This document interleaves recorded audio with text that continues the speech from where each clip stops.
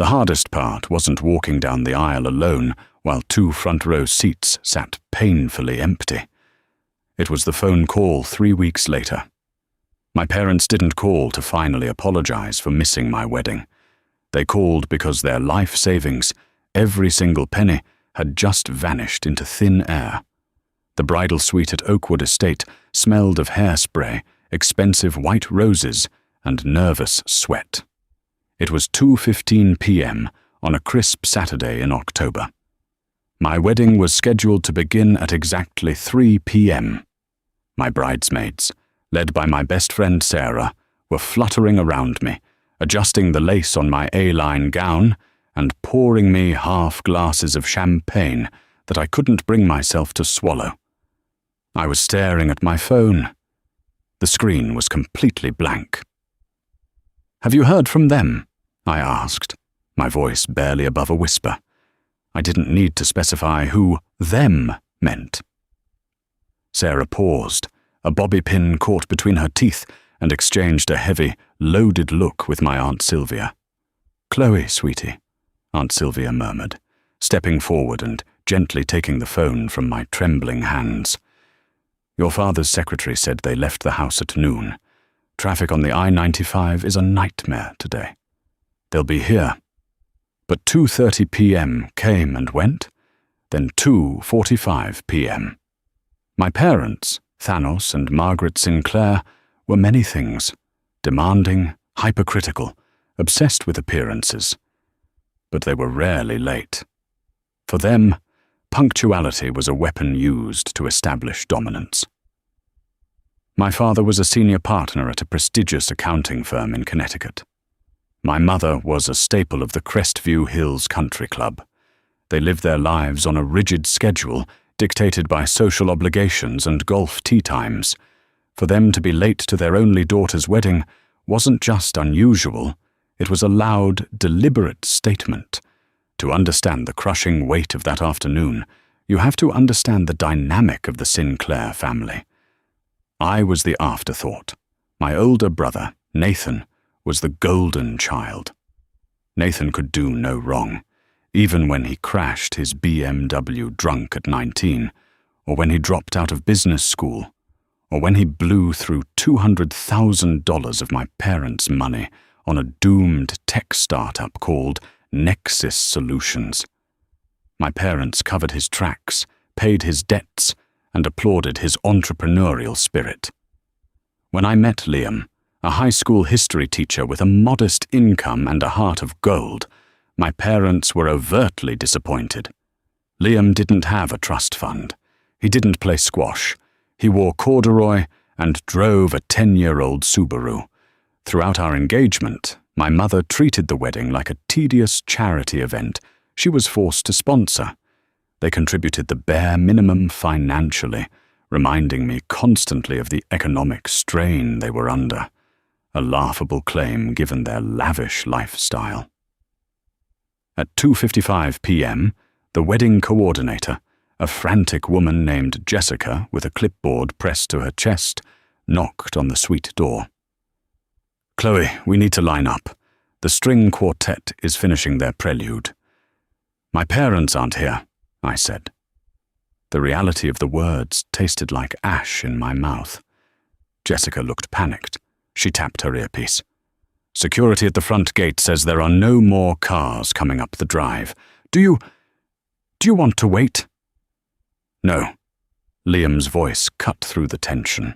He had walked into the bridal suite, completely violating the groom shouldn't see the bride's tradition. He looked incredibly handsome in his charcoal suit, but his eyes were filled with a fierce, protective anger. "We aren't waiting. They knew what time this was. We are getting married, Chloe, with or without them." Walking down that aisle was an out-of-body experience.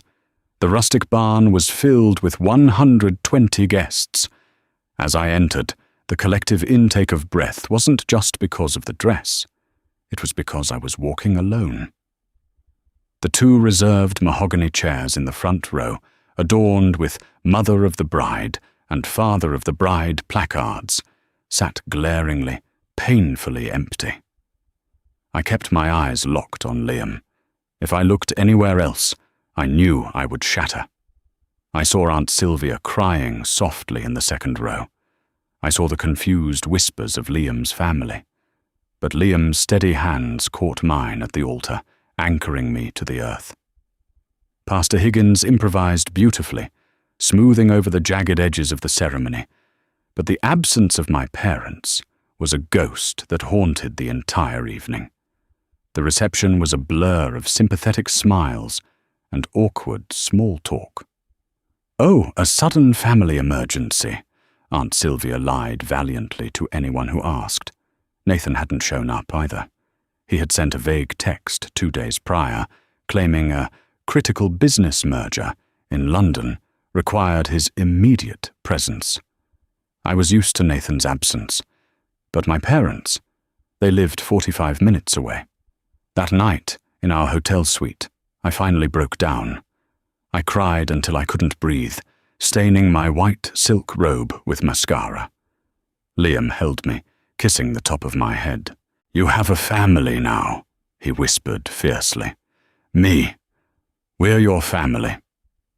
I blocked my parents' numbers the next morning, before we boarded our flight to Costa Rica for our honeymoon. I didn't want to hear their excuses. I didn't want to hear how my father had a sudden migraine, or how my mother's anxiety flared up. They had drawn a line in the sand, and I was finally ready to accept it. For 3 weeks, I existed in a bubble of newlywed bliss, heavily insulated by the dense rainforests and pristine beaches of Costa Rica. Liam and I turned our phones on airplane mode for most of the trip. I wanted to cleanse my system of the Sinclair toxicity. I expected that when I finally returned to reality, there would be a barrage of messages, angry, defensive voicemails from my mother, perhaps a curt, dismissive email from my father telling me I was overreacting. There was nothing. When we landed back in the States and settled into our 2-bedroom apartment, I checked my voicemail, my email, and my social media. Absolute radio silence from my parents. No congratulations, no we're sorry, no how was the honeymoon. It was as if I had ceased to exist. Day 21 post-wedding, a gloomy Tuesday afternoon, shattered the silence. I was at my dining table, grading essays for the community college where I worked as an adjunct English professor, when my phone vibrated. I had unblocked them a few days prior, a weak moment of hoping for some closure. The caller ID flashed. "Mom." I stared at it for a long moment. My heart hammered against my ribs. I let it go to voicemail. 2 minutes later, the phone buzzed with a notification. I tapped the icon and brought the phone to my ear, expecting my mother's usual icy, condescending tone. Instead, what I heard made the blood drain from my face. "Chloe."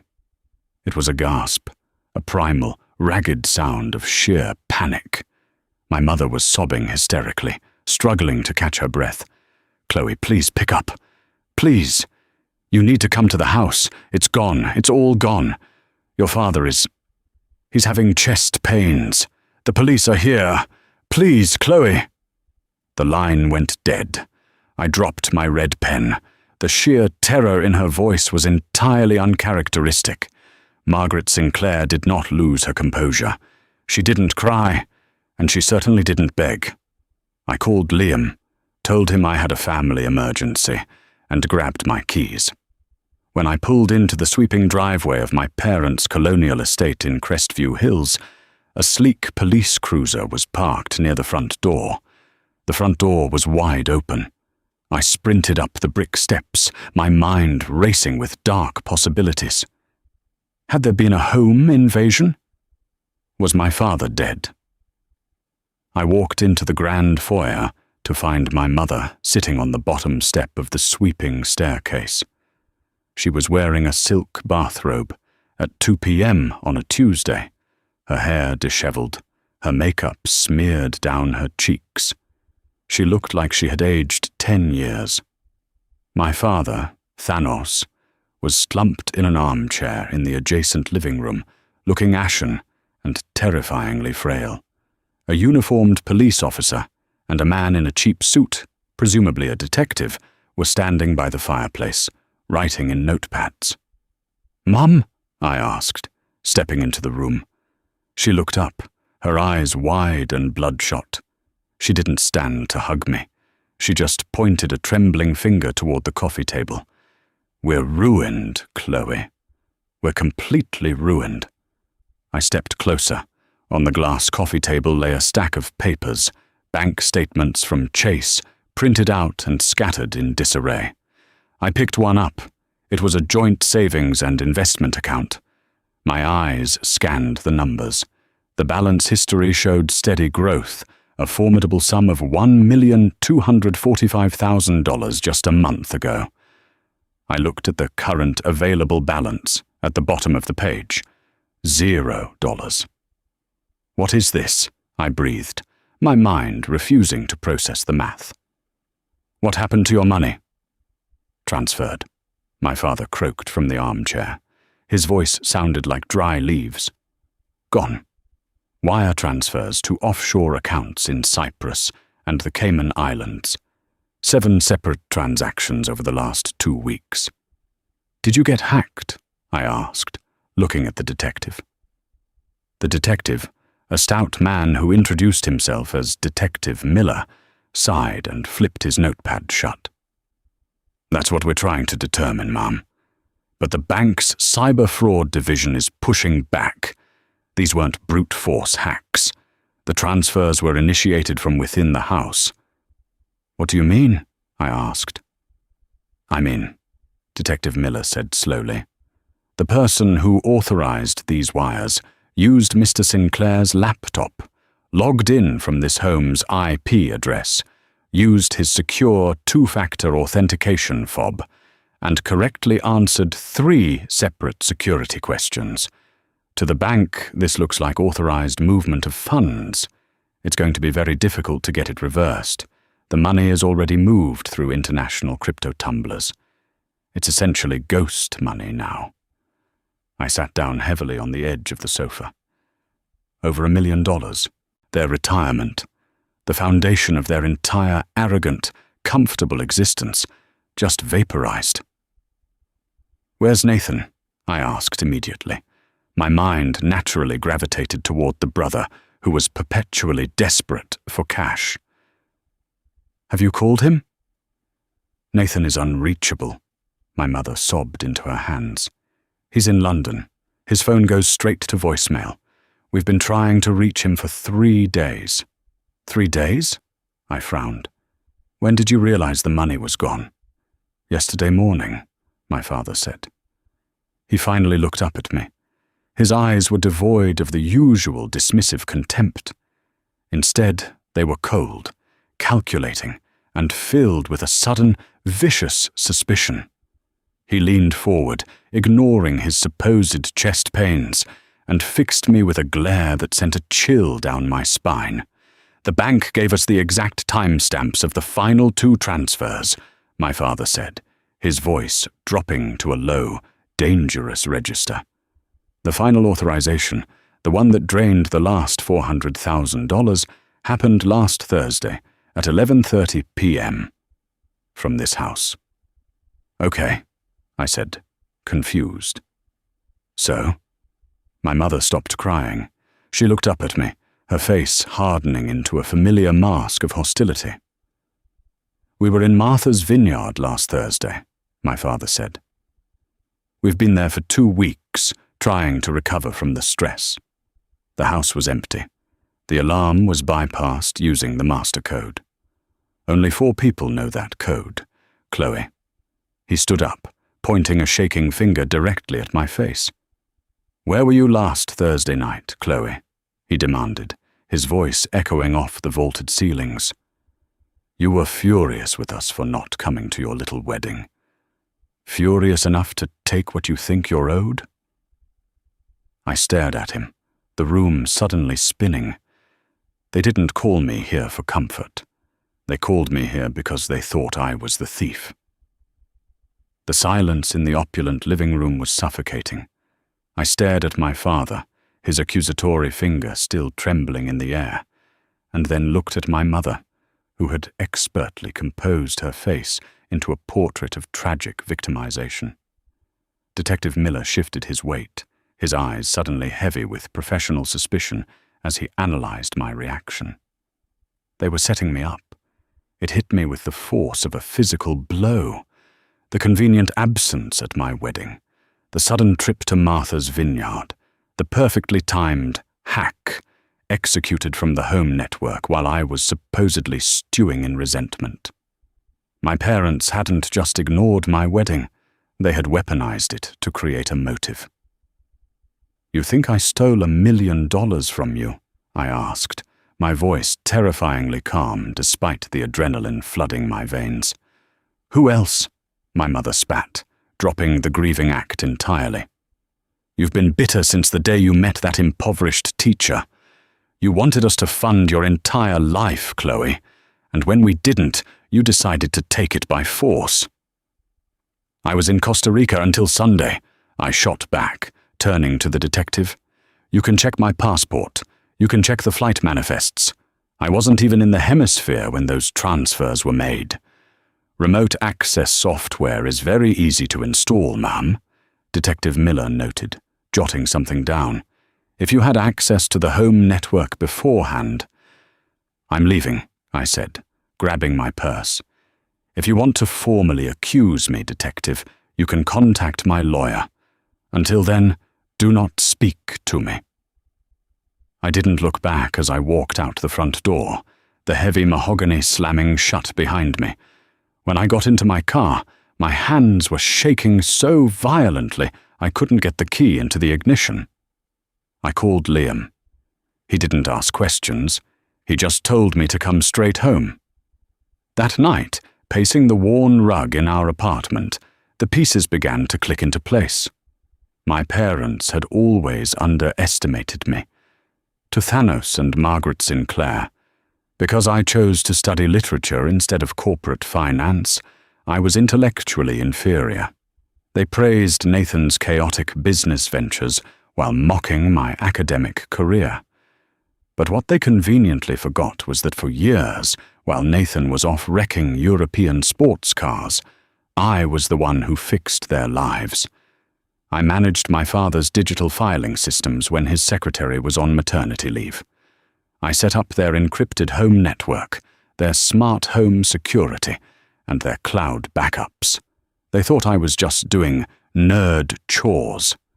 They never realized I retained the administrative access keys because they were too technologically illiterate to ever change the master passwords. "They're hiding the money," Liam said, sliding a mug of tea across the kitchen island. "Think about it. Why would a thief leave a perfectly traceable trail back to the house? Why would they use the physical security fob? Because the thief was supposed to be caught," I whispered, my eyes widening. "Me. I'm the designated scapegoat." I opened my laptop. It was time to use the skills my parents dismissed as useless. I pinged the IP address of their Crestview Hills router. The administrative portal loaded. I typed in the backdoor credentials I had created 5 years ago. A Sinclair_admin. I was in. I pulled the DHCP client logs for the last 30 days, scanning the list of devices connected to their network. There were the usuals: my mother's iPad, my father's laptop, the smart fridge. But then, on the exact dates and times the wire transfers were initiated, a ghost device appeared on the log. It was a MacBook Pro. I checked the MAC address, the unique hardware identifier of the device. Then I cross-referenced it with my own personal database. Years ago, I had synced all family devices to a shared iTunes account to fix a billing error. I still had the registry. The MAC address matched exactly. It was Nathan's laptop. "He wasn't in London," I said, a cold, hard knot forming in my stomach. "Nathan was in the house. He bypassed the alarm because he knows the code, logged on to the Wi-Fi, and initiated the transfers using Dad's fob. "But why?" Liam asked, leaning over my shoulder to look at the screen. "Why steal from his own parents? And why would they blame you instead of him?" "They aren't blaming him because they told him to do it," I said, the horrific truth finally breaking the surface. I spent the next 48 hours digging like a forensic hound. I called Brenda, my father's recently retired secretary, who always had a soft spot for me. We met at a discreet diner 2 towns over. When I told her what was happening, her face paled. "Chloe," Brenda whispered, looking around nervously, "your father's firm is under a massive internal audit. The SEC is involved. Thanos has been panicking for months. There are whispers of embezzlement, of client funds being grossly mismanaged to cover his own market losses. If the feds freeze his assets, he loses everything," I finished for her. It was a masterclass in sociopathic self-preservation. My father knew the feds were coming for his accounts. If he transferred the money himself, it would be clawed back as fraudulent conveyance. But if the money was stolen by a vengeful daughter, while he and his wife were tragically out of town, recovering from wedding-related stress, it buys him time, legally shields the missing funds as part of an active criminal investigation, and allows Nathan to safely park the money in offshore, untraceable shell companies until the heat dies down. They were willing to send me to federal prison to save their country club lifestyle. Armed with the digital router logs, the Massey address registries, and Brenda's sworn, notarized statement regarding the impending internal audit, Liam and I bypassed Detective Miller entirely. Miller was a local guy, a man who drank top-shelf scotch at the Crestview Hills Country Club holiday parties. He was entirely too susceptible to my father's tailored suits and expensive handshakes. Instead, we drove out of our jurisdiction, heading straight to the FBI field office in New Haven, and demanded to speak with the White-Collar Crime Division. Special Agent Thomas Harriman was a man whose tired eyes suggested he had seen every possible iteration of corporate greed. When I slid my neatly tabbed, color-coded binder of digital evidence across his metal desk, he looked at me, a community college adjunct professor wearing a simple cardigan, with polite, weary skepticism. "Mrs. Sinclair, cyber fraud of this magnitude is incredibly complex," Harriman said, tapping the binder but not opening it. "Are you absolutely sure you understand what you're alleging against your own family?" "It's just Chloe," I corrected him quietly, leaning forward. "And I understand perfectly. My parents have spent my entire life assuming my technological skills were just glorified secretarial work. They vastly underestimated me. They didn't realize that when I set up their smart home network and security systems 5 years ago, I retained the administrative access keys because they were far too incompetent to manage the firmware updates themselves." I reached over and flipped the binder open to page 4. Here are the DHCP client logs, matching the exact date and time stamp of the final wire transfers to my brother's hardware. The IP address originated from inside the house. Harriman's skepticism vanished the moment he started reading the code. The trap didn't take long to spring after that. Precisely 8 days later, my phone buzzed with a text from my mother. "Come to the house. 10 a.m. We need to discuss the police investigation." It was a rigid summons, not a polite invitation. I arrived alone, leaving Liam down the street in his Subaru, a silent guardian. When I walked into the grand dining room, the atmosphere was suffocating, thick with manufactured tension. My father, Thanos, was seated at the head of the long mahogany table, looking infuriatingly smug, his phantom chest pains miraculously cured. My mother, Margaret, was casually sipping a mimosa, her posture rigidly aristocratic. "Sit down, Chloe," my father commanded, not bothering to look up from a yellow legal pad. Detective Miller is preparing to submit his preliminary findings to the district attorney by the end of the week. We want to offer you a way out of this terrible mess you've created. I remained standing in the doorway, my arms crossed. A way out? We know you're struggling financially on a teacher's salary. My mother sighed, swirling her orange juice and champagne. And you were clearly very emotional about the wedding. If you confess to a temporary lapse in judgment and return half the missing funds to our accounts, your father is willing to ask the DA for extreme leniency. You might only get probation. If you try to fight this, Chloe, you will go to federal prison. We are trying to protect you from yourself. The audacity was genuinely breathtaking. They were offering me the absolute privilege of taking a felony conviction to permanently shield their stolen assets. You're not trying to protect me, I said, my voice steady, echoing slightly against the vaulted gold leaf ceiling. You're trying to protect the money from the SEC audit. You desperately needed a scapegoat to make the funds disappear before the feds froze your accounts, and you chose me because I was an easy target. Thanos's gold fountain pen stopped moving. The smugness fractured just a fraction of an inch. Don't be ridiculous. You always thought Nathan was the misunderstood genius of the family, I continued, taking a slow step forward into the room. The golden boy who just needed more capital. But Nathan is incredibly sloppy. When he sneaked into this house last Thursday, using his master code, he didn't realize his MacBook Pro was still registered on the network's MAC address filtering list from when I fixed his hard drive 3 years ago. I have the router logs, Dad. I watched his specific device connect, stay online for precisely the 42 minutes it took to execute those wire transfers to your Cyprus shell companies, and then disconnect.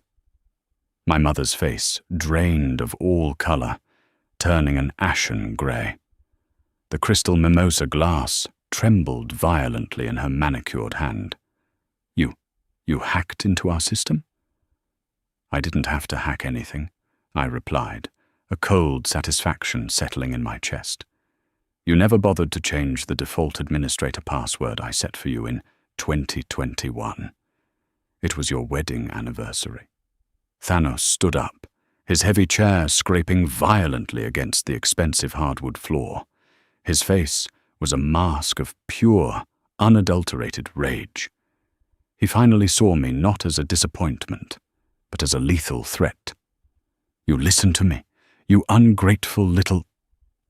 The heavy, synchronized pounding on the front door cut him off. It wasn't the polite, hesitant knock of a neighbor. It was the forceful, demanding strike of federal authority.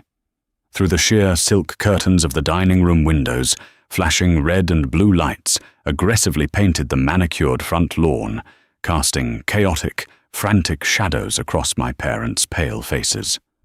I walked calmly out of the dining room to the foyer and pulled the heavy front door open.